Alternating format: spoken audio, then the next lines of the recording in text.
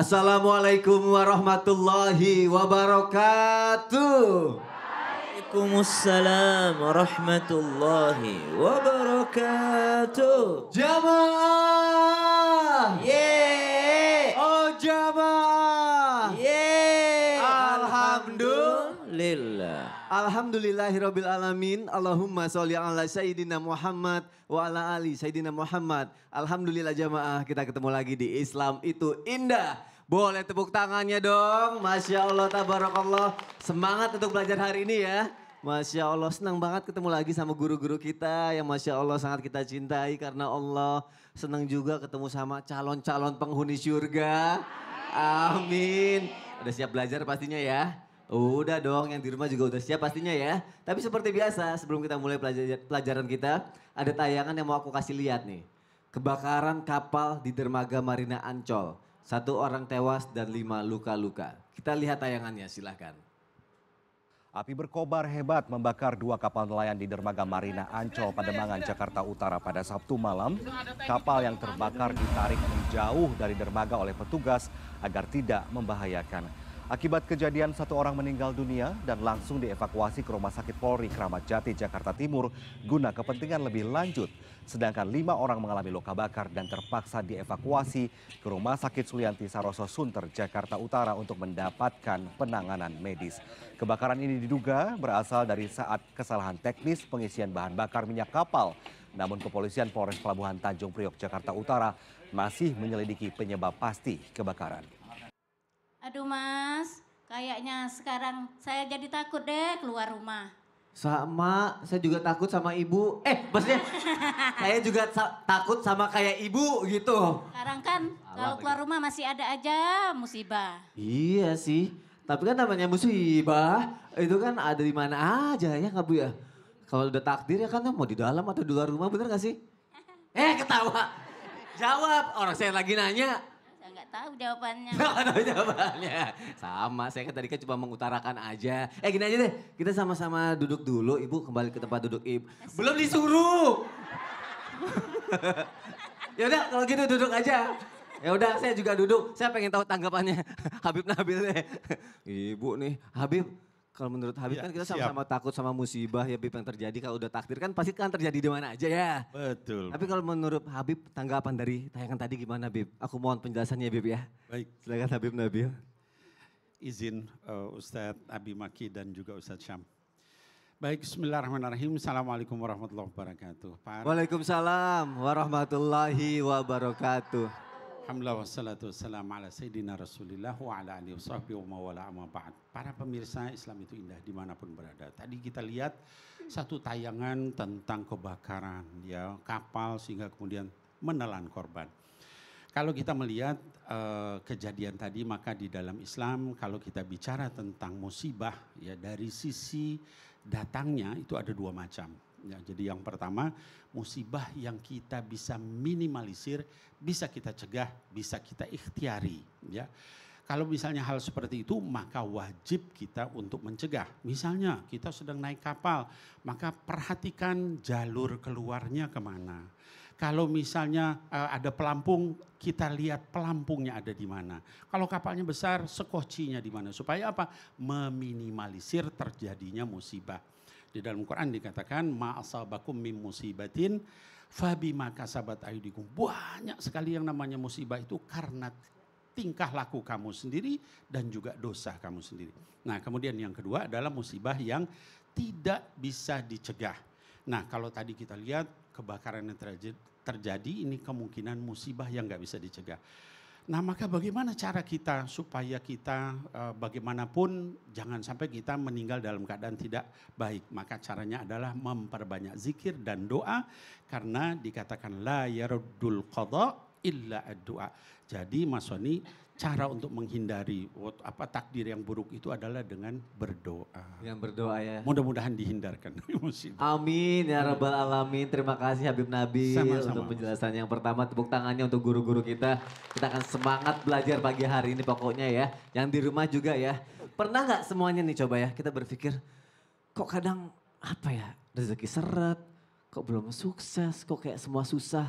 Akhirnya kita berpikir gini, apa jangan-jangan Allah ini nggak ridho ya. Tapi emang benar ya, kalau Allah itu ridho sama kita, semuanya jadi terasa mudah, gampang aja. Jadi gimana sebenarnya? Makanya pagi hari ini akan kita bahas ya. Tema kita adalah buruan cek. Ini tanda Allah ridho pada kita. Tepuk tangannya dong. Kita akan belajar ya. Saya suruh tepuk tangan pokoknya selama ada di sini ya. Biar nggak ngantuk ya. Biarin aja. Ada tayangan lagi nih. Kebakaran di kantor Kementerian ATR BPN. Ini dia tayangannya, silahkan. Sebanyak 15 unit mobil pemadam kebakaran dan 60 petugas dari Dinas Gulkarmat Jakarta Selatan dikerahkan untuk proses pemadaman. Kurang dari 1 jam api berhasil dipadamkan dan tak menjalar ke ruangan lain gedung kementerian. Jelang pukul 1 Minggu dini hari, petugas pun mulai fokus ke proses pendinginan serta mengeluarkan asap dari ruangan yang terbakar.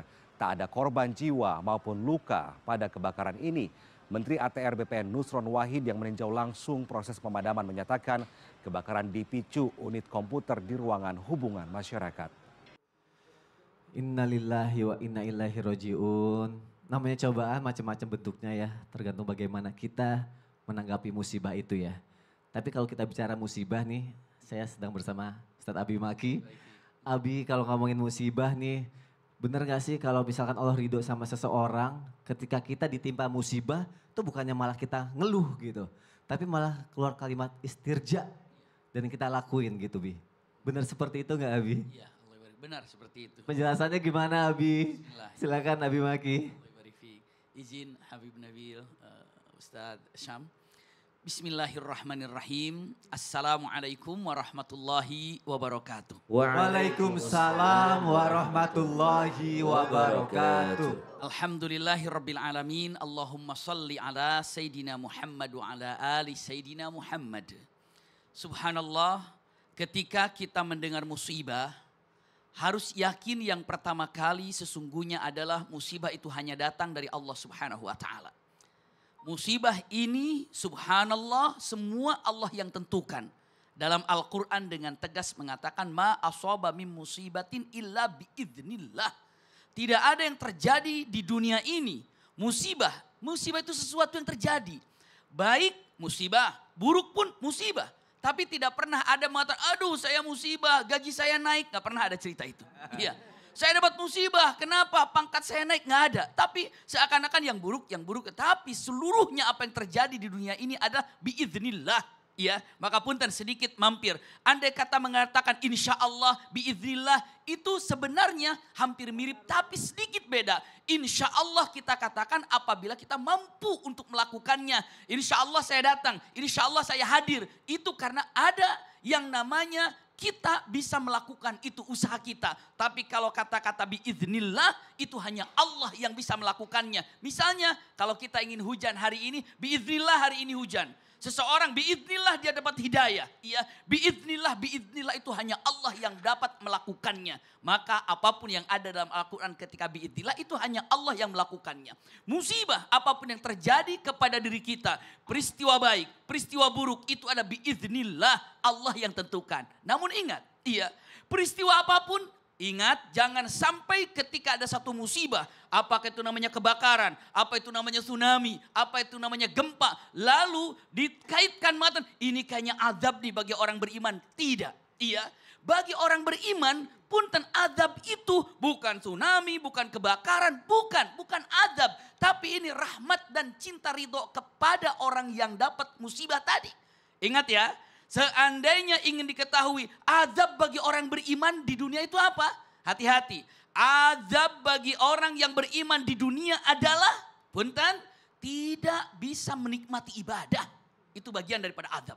Andai tidak ada keinginan untuk melakukan ibadah, lalu tidak merasakan nikmatnya ibadah, hati-hati. Jangan-jangan Anda sedang diazab oleh Allah Subhanahu wa taala. Karena kalau sampai terjadi kebakaran wafat, terjadi tsunami wafat, misalnya terjadi tabrakan wafat, syahid. Rahmat dari Allah Subhanahu wa taala. Ini harus direnungkan bahwa sesungguhnya azab yang Allah berikan kepada orang beriman itu bukan seperti itu, tapi apa? Nikmatnya ibadah, hati-hati ketika hilang. Berarti musibah bukan hukuman sebenarnya. Betul, musibah itu rahmat dari Allah Subhanahu wa taala bagi orang beriman. Dan menanggapinya dengan kalimat Istirja tadi, innalillahi wa inna ilaihi raji'un. Seperti itu Mas. Terima kasih Abi untuk penjelasannya. Tepuk tangan lagi untuk guru-guru kita, Masya Allah, tabarakallah. Akan semakin menarik sekali pembahasan kita ya. Ada tayangan lagi nih. Tangis bahagia anak lulus sarjana. Kita lihat tayangannya, silakan. Begitu bahagia ya kalau ada orang tua di samping kita yang masih mendoakan kita. Masya Allah. Banggakan prestasi kita gitu ya Masya Ustadz ya. Allah. Yang lain boleh hilang asal bukan Aduh ya Allah. ridho orang tua. Makanya ada yang bilang katanya kalau sudah ridho berarti Allah kan memberi restu kemudahan kepada orang-orang gitu yang dicintainya. Berarti ridho Allah, ridho orang tua. Kalau udah gak punya orang tua gimana Ustadz? Baik. Mohon penjelasannya Ustadz ya. Bismillahirrahmanirrahim. Tabi guru kami Habib Nabil, Abi Maki, Mas Soni serta guru-guru kami melakukan Allah Subhanahu wa taala Al-Qur'an surah Fussilat ayat 30. A'udzu billahi minasy syaithanir rajim. Allah. Innal ladzina qalu rabbuna Allah thumma istaqamu tatanazzalu alaihimul malaikah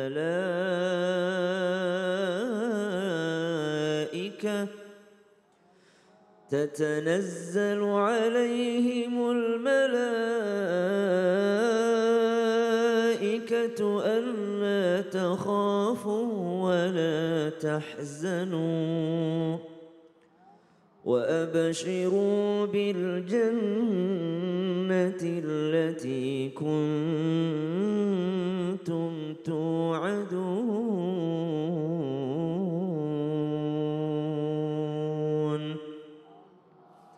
Salah satu kebahagiaan yang Allah gambarkan di dalam Al-Quran adalah orang-orang yang beriman kepada Allah Subhanahu wa taala lalu mereka istiqomah, konsisten. Mereka istiqomah dalam apa? Istiqomah dalam menjaga keimanannya kepada Allah Subhanahu wa taala, istiqomah dalam mencari ridhonya Allah Subhanahu wa taala.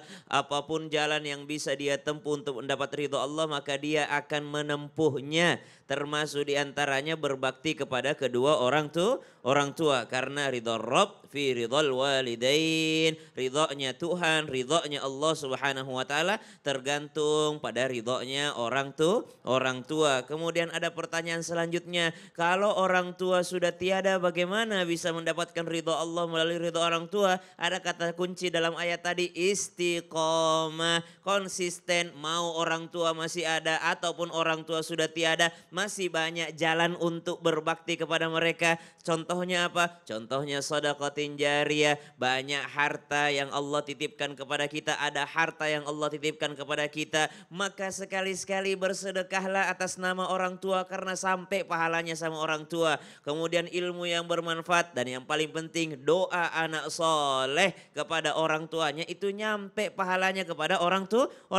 Maka istiqomah mendoakan orang tua. Maka dikatakan, ada ulama yang mengatakan bahwasanya berbaktinya seorang anak kepada orang tuanya itu diukur dari mana? Salah satu tolak ukurnya seberapa sering dia mendoakan orang tuanya. Lalu ada pertanyaan selanjutnya lagi Mas Soni, bagaimana kalau orang tuanya bukan orang tua yang baik? Lagi-lagi kata kuncinya istiqomah. Jadi tidak diukur dia orang tua yang baik atau orang tua yang tidak baik. Kita sebagai anak tetap istiqomah jadi anak, tetap berbakti sama orang tua meskipun orang tua kita bukan orang tua yang seperti orang tua yang lain misalnya. Berarti tetap konsisten untuk berbakti gitu ya? Berbakti, istiqomah itu di mana? Di hati. Tapi lisan ini penerjemahnya.